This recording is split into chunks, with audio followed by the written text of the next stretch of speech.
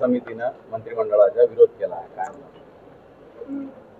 मराठा समाजाला कुणबीचे दाखले देण्याबद्दल जो काही विरोध झाला असं म्हणतात, विरोध असं नाही, आपल्या सूचना प्रत्येकानं मांडलेत आणि त्याच्याबद्दल सरकारनं दोन्ही समाजाला बरोबर घेऊन जाण्याबद्दलचे जे काही निर्देश दिलेत ते गेल्या 15-3 आठवड्यामध्ये आपण बघतोय. महाराष्ट्रातल्या सर्व जाती धर्मांना सोबत घेऊन चालायचं आणि सगळ्यांच्या प्रगतीसाठी काम करणं हेच महायुतीचं उद्दिष्ट आहे, महायुती सरकारचं.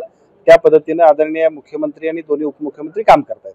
तर राज्य सरकारने जे मराठा आरक्षणाच्या संदर्भातले जे निर्णय घेतलेले त्याला न्यायालयात आता आव्हान देण्यात येईल. काय म्हणला?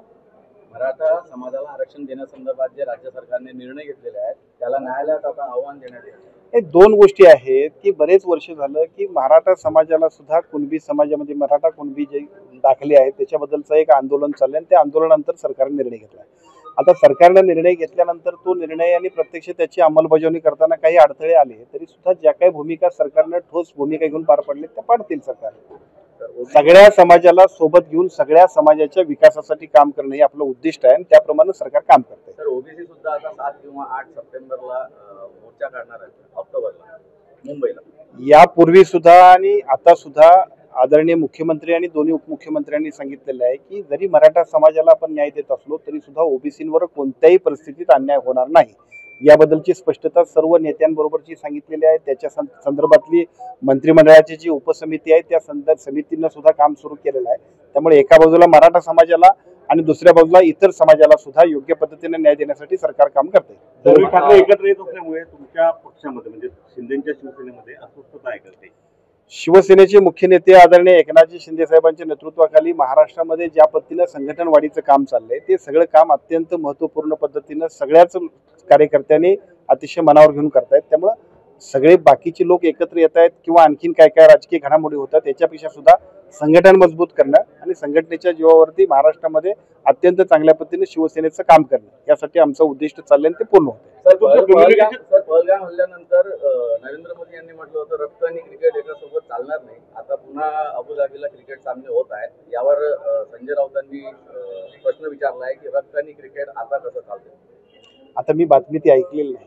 एखादी प्रतिक्रिया देण्यापूर्वी काही माहिती घेतली पाहिजे. मला असं वाटतं ती माहिती घेतल्याशिवाय बोलणं बरोबर नाही. परंतु जर होत असेल सामना शिवसेनेची भूमिका अशी राहिलेली आहे की भारत पाकिस्तानचे सामने झाले नाही पाहिजे. देशाच्या संरक्षणाचा पहलगामचा हल्ला त्यानंतर ऑपरेशन सिंदूर आणि त्यानंतरची नरेंद्र मोदींनी घेतलेली देशाच्या पंतप्रधानांनी घेतलेली भूमिका अख्खा देश नाही जग जाणते आणि तीच भूमिका पहिल्यापासून शिवसेनेची आहे. त्या पद्धतीचं शिवसेनेचं काम असणार आहे. सामना व्हायला नको असं वाटतं. सामनाच नव्हे, एका बाजूला ज्या पद्धतीनं अनेक वर्षे आपल्या सगळ्यांवरती अतिरेकी हल्ल्यांपासून जे काही सगळं काम चाललं होतं त्याच्या विरोधात सातत्यानं शिवसेनेचा विरोध आणि शिवसेनेचं या सगळ्यांबद्दलची भूमिका स्पष्ट आहे. क्रिकेट सामना संदर्भात काय मला असं वाटतं की या संदर्भातली माहिती घेऊन आपण बोलू. मुंबई महापालिकेत शिवसेना शिंदेकडून जे विभाग प्रमुख निवडण्यात आले त्याच्यामध्ये प्रचंड अस्वस्थता आणि नाराजी पसरण्याचं संधी आला आहे. संघटनेमध्ये संधी मिळाल्यानंतर एखाद्याला संधी नाही मिळाली तर नाराज होणं स्वाभाविक आहे, सगळीकडेच असते ते. परंतु संघटना मजबूत करणं आणि सगळ्यांना सोबत घेऊन जाणं हे आमचं उद्दिष्ट आहे आणि त्याप्रमाणे आम्ही काम करतो. तुम्हाला साहेबांनी काय म्हटलं की दसरा मिळाल्यानंतर मोठा बॉम्ब फुटेल, नेमका काय आहे ते आता मी कृपाल तुमाने सरांशी बोलून घेतो.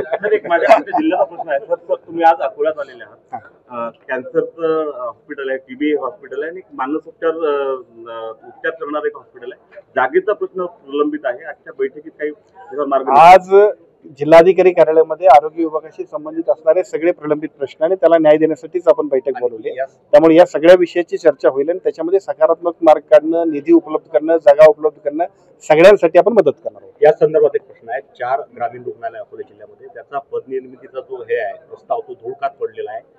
60% बांधकाम झालेलं आहे. पूर्ण पदनिर्मितीचा प्रस्ताव HPC कडे आहे. त्याला तात्काळ मान्यता देण्यासाठी आमची धावपळ सुरू आहे. पुढच्या एक महिनाभरामध्ये पदनिर्मितीच्या प्रस्तावाला सुद्धा मान्यता मिळेल आणि सगळे जे काही आपले प्रस्ताव म्हणजे सगळे जे काही आपले हे ग्रामीण रुग्णालय असतील किंवा इतरही उपजिल्हा रुग्णालय असतील त्या सगळ्यांसाठी पदनिर्मिती महाराष्ट्रातल्या 5000 पदनिर्मितीचा प्रस्ताव जो आहे त्याला मान्यता मिळण्यासाठी आमचा प्रयत्न चालला आहे आणि पुढच्या महिनाभरामध्ये त्याला मान्यता मिळेल. तेव्हा आमच्या अकोल्याची थोडी नाराजी आता जाताना दूर करण्यासाठी करणार असं म्हटलं. मदत काही गोष्टी झाल्या होत्या. संघटन मजबूत करण्यासाठी माझ्यावर जर जबाबदारी दिली आहे त्यामुळे निश्चितपणानं नाराजी असेल, संघटन मजबूत करणं असेल ते सगळं काम आपण करणार आहोत. जनतेचे खुले व्यासपीठ. संपादक आहेत विश्वासराव आरोटे. मोबाईल नंबर आहे 9423 38 85 08. दुसरा मोबाईल नंबर 9423 46 72 72. तिसरा मोबाईल नंबर 75 88 15 0001. वेबसाईट आहे sgavkari.com. मेल आय डी आहे aklgavkari@gmail.com.